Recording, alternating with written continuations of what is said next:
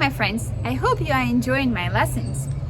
As you remember in the lesson number 3, you have learned how to play Mary Had a Little Lamb. In this video, we will continue learning it playing as a duet. Before you begin, you need to know 3 important things about how to play piano duets. Number 1, review your solo. Make sure that you play it with no mistakes, because playing with a partner is much harder. So you need to know this song very well before you start playing it as a piano duet. Step 2, listen to a signal so you can start together with your partner. The signal usually is like this.